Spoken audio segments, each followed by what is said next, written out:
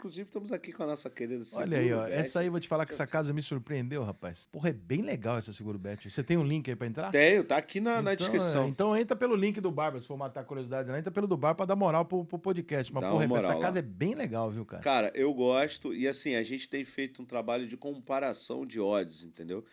Como a Seguro É Bet a mais alta. é a mais É a alta. mais alta. E eu acho que é importante a gente esclarecer o seguinte: apesar dessa live ser uma live que é impossível fugir da política em si, aqui a minha intenção não é criticar, ou melhor, não criticar, mas assim, não é falar mal de um determinado lado político, esquerda ou direita, mas sim esclarecer como os cubanos vivem em Cuba. Porque, por causa desse romantismo, se cria uma falsa ideia de que Cuba é um país livre, um país onde não existe uma ditadura, e que todos os problemas de Cuba são causados por causa de anos e anos de embargo americano. E aí eu vou começar perguntando para você, Lulu. Se Cuba é tão bom, por que você está no Brasil hoje em dia? Boa tarde. Bom, eu já estou aqui no Brasil vai fazer 7 anos em novembro. Fiz 6 anos recentemente. E uma das primeiras coisas que um adolescente cubano, quando tem senso comum já para sonhar, o sonho é ir embora de Cuba. Tipo, o sonho não é se tornar de uma profissão ou outra, porque todo mundo sabe que mesmo que você seja uma pessoa que trabalha fazendo faxina sem desmerecer uma pessoa que trabalha nessa área. Tanto quando você se forma como um profissional em qualquer faculdade, você vai ter as mesmas oportunidades, vamos falar assim, a ver se eu consigo me explicar melhor. Quando você se forma em Cuba, você sabe que não vai ter chance de muita coisa além do que você está vendo. Então, normalmente as pessoas imaginam um futuro fora. E isso é muito triste, que os jovens cubanos não querem formar família em Cuba, não querem ter filhos em Cuba, sonham sempre com ir embora. E quem não foi embora é porque não tem ninguém para ajudar a sair. Porque a situação é tão precária que você, por exemplo, meu pai é engenheiro, meu pai e minha mãe é licenciada em economia, trabalhou em escritório. E hoje minha mãe trabalha fazendo faxina no mercado. Ela prefere estar aqui trabalhando nessa função do que em Cuba, que não tinha chances de, pelo menos, ter comida abundante em casa, não ficar contando as moedinhas no final do mês. E não quer dizer que aqui no Brasil as pessoas, todo mundo tem tudo, né? Porque eu moro aqui há 6 anos e eu não sou rica. Eu cheguei aqui não em zero, eu cheguei em números vermelhos, tá? Eu cheguei endividada e a partir daí eu comecei a construir uma outra vida aqui no Brasil, que é muito melhor que o que eu tinha em Cuba, sendo uma profissional formada, meus pais sendo profissionais formados, e a gente não tinha nenhuma bicicleta, para você entender um pouco. Então as pessoas têm a ilusão de que falam, em Cuba a moradia é muito fácil, ninguém paga aluguel. E aí eu só dou risada, porque, claro, não paga porque não consegue pagar aluguel. Porque se o dinheiro não alcança para comer, você acha que a pessoa vai ter o luxo de pagar um aluguel para ter independência? Por exemplo, meu irmão casou e morava com meus pais. Meus pais casaram e moravam com meus avós. Então, várias gerações de famílias moram aglomeradas na mesma casa. Por isso que não paga aluguel. Sim, porque foi herdando, né? Então, imagina você se formar em Cuba sabendo que não terá chance de ter uma moradia para ter independência, como um jovem, sabe? Como muitas pessoas... Eu morei em Mato Grosso, em Sinop, que é uma cidade que tem várias faculdades. As pessoas de várias regiões do Brasil vão lá a estudar, né? E eu compartilhei aluguel com uma menina que estudava medicina, ela é de Minas. E ela decidiu ir morar ali sozinha.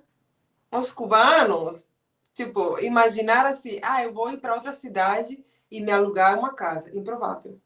O Lulu, você estava falando que a questão de Cuba o pessoal não tem dinheiro para pagar aluguel, por isso não se vive de aluguel em Cuba.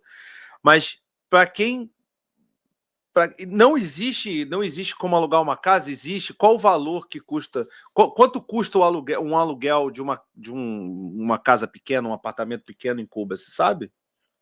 Sim, existe a possibilidade de você alugar. Normalmente as pessoas que têm essa chance são pessoas que têm família fora de Cuba. Tem que pensar, por exemplo, aqui no Brasil, vocês falam muito, os ricos e os pobres, classe média, classe trabalhadora. Em Cuba, a gente classifica assim, cubanos que moram em Cuba e cubanos que têm família fora de Cuba, que têm ajuda de países capitalistas, né?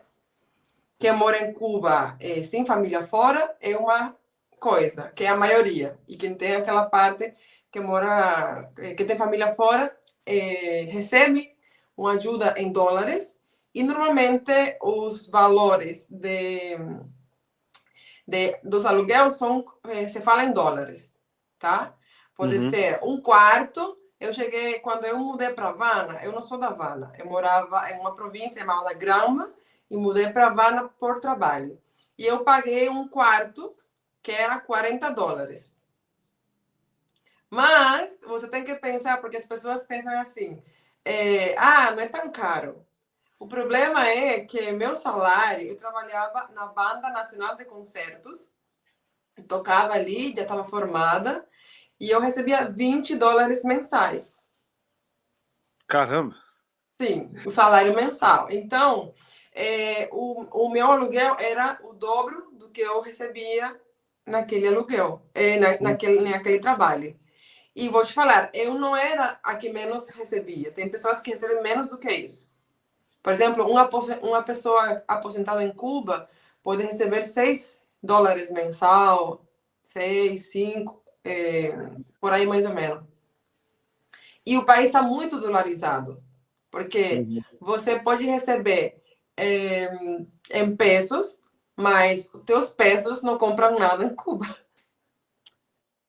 Mas aí você recebe em dólar ou troca o peso por dólar? Como é que funciona? Essa é a questão. Aí que entra o mercado negro. Que esse é aquele mercado informal que é onde tem tudo que você encontra, né? Porque em pesos você consegue comprar banana da terra, batata doce, esse tipo de coisas. Mas se você quer comprar um eletrodoméstico, se você quiser comprar outras coisas de um valor maior, você tem que ir nas lojas que chama MLC, que são lojas que agora existe um cartão. Quando minha mãe estava em Cuba, eu mandava dinheiro do Brasil, que convertia em dólares, e chegava para ela naquele cartão. Aí ela conseguia ir nas lojas e comprar outros itens que não existem em pesos cubanos. Se minha mãe não tivesse eu fora de Cuba, ela não poderia ter acesso a esses itens. Entendi. Então, assim, quando você tem família fora de Cuba, o familiar pode mandar dinheiro para a pessoa que está em Cuba, o banco... Como é que funciona essa questão do controle do governo no banco, no dinheiro que chega de fora para quem vive lá? Ou tem alguma maneira de mandar via câmbio negro também, como você falou? Olha, eu mandava com alguém que tinha algum truque, eu nunca perguntei. Entendi. Não sei se existe uma forma mais formal. Deve existir. Eu acho que hoje em dia deve existir. Mas meus pais já estão aqui há mais de um ano, então não estou muito... meus pais estão aqui no Brasil há mais de um ano, então eu não estou por dentro das questões de enviar dinheiro, receber dinheiro. Entendi. Gostou desse corte? Então se inscreve no canal e ative as notificações. Temos também a SeguroBet, que é a bet mais segura do Brasil, com o segundo link na descrição, porque o primeiro link na descrição é o site da Hering, né? E a gente também tá com não é uma mentoria, é uma mentoria, é um workshop, né? Exclusivo para 10 pessoas que quiserem aprender como fazer o podcast. Eu vou dar 5 aulas, não presenciais porque não vai dar, mas individuais, tá bom? Para cada um que quiser, são apenas 10 vagas.